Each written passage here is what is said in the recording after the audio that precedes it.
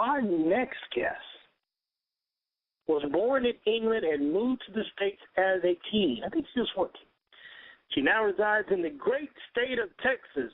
Please welcome the author of Mischief in the Mushroom Patch and A Fairy Match in the Mushroom Patch, Miss Amanda Thrasher, ladies and gentlemen.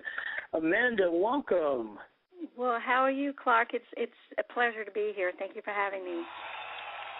Thank you so very much for being not only patient but a brilliant writer. Oh, thank you. Well, you've had an interesting show. I've enjoyed it. Thank you so much. We tend to have a hodgepodge of greatness on this show, and it definitely continues with this segment we're about to have. I'm so pleased to have you on, and I know you've written, or you say that you're a writer first and author second. Yeah. I'm curious, what did you mean when you wrote that?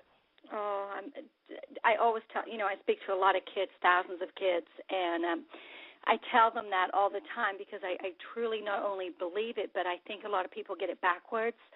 They always see the author and they think, oh, you grow up and you're the author because you write books. But if you don't take care of the writing first, you can't ever be a really good author. And I think a lot of times the most important thing and what people forget is you have to write from within. You have to write a beautiful story from within, a story that you love, that the writer loves. And if you're the writer first, you'll do that. A lot of times people get caught up in I want to write a book, I want to make some money, I want to be famous, I want to do this, I want to do that. And they forget to take care of the most important thing, and that's the actual writing. They jump on board of the what's selling now and how do I copy that and see if I can do one better, instead of what do I want to write and what's important to me and what beautiful story can I tell. And so that's what I mean by that. I'm a writer first. The author thing, it's not that I don't care about it, but it's not as important to me as writing a beautiful story.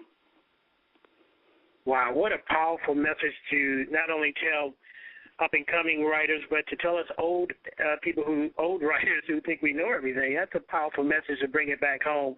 It is about the writing at the end of the day, and very few of us will ever know the fame and fortune we think we're looking for. So if it's not about what you said, which is the writing, then we're going to get lost, and we're going to just be a footnote in the industry. So I appreciate you. Thanks. Now, I read your mother was a great inspiration for you starting the children's book series. Can you talk a little bit about how so? I can. I mean, she was such an inspiration, and the beauty of my mom is she didn't even know it. She's no longer with me. I was adopted, and I always tell people, I kind of feel like I have it figured out in the sense that I have no idea who I am because I'm adopted. I have no idea who I am, but I know exactly who I'm supposed to be. And she had a great deal to do with that.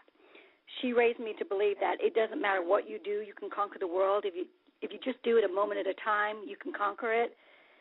You might not have it in the way that people think you will as far as success and monetary gain, but you can conquer the world. You just have to figure out how to do it. And I knew that at a very young age, and I knew that writing was a part of that. And the reason is because as a child, I couldn't focus. I couldn't focus to save my life. To this day, I can't focus. The only time my mind is truly engaged is when I'm actually at my desk and I'm writing, and then I can focus on one thing. It's a storyline, and it's a chapter, and dialogue, and plots, and scenes. But most of the time, I'm 90 to nothing. And as a child, she recognized that very early on, and she said, if you would just stop what you're doing, just stop it, and write it down, it will still be there. And then you can focus on what you're supposed to be doing when you're supposed to be doing it. And what we found at a very early age is I had started accumulating short stories and poems and things like that. And it just became such a huge part of what I loved to do as a kid. And another thing that she did that she didn't even realize was she embraced imagination. And I always tell this to the kids when I go speak to the kids at the schools. Imagination is something we've lost. Kids don't know how to play anymore. They need immediate gratification. They need stuff. We don't have disappear into a make-believe world, which is a beautiful place to go. but she knew how to do that. And I'll never forget, and I always tell the kids, this is what I mean by that. As a child, she would tell me stories. And there's a difference between somebody reading a story and somebody telling you a story.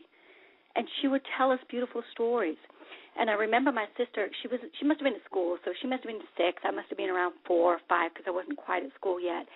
And I went running into the kitchen, and I was like, Mommy, because I was in England, I've just seen the fairies, and they were dancing in the garden, and they were giggling on the blades of grass, and I was describing these beautiful fairies. And she squatted down, and she looked at me straight in the eye, and she said, was it beautiful? And as an adult and a parent, I realized there was a million things she could have said. Well, don't be ridiculous, Amanda. Well, that's just your imagination. Well, we just talked about the fairies. Well, there's no such thing. But at 4 years old, did it really matter? You know what I mean? At 4 years, I would figure it out real quick that there's no such thing as fairies. Of course, I knew that. But as a child, she knew how to embrace it. And it's just kids need a beautiful escape. And in today's world, they don't have that.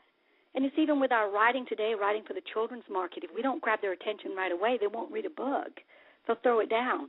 If we don't have them within the first paragraph, they'll set that book down.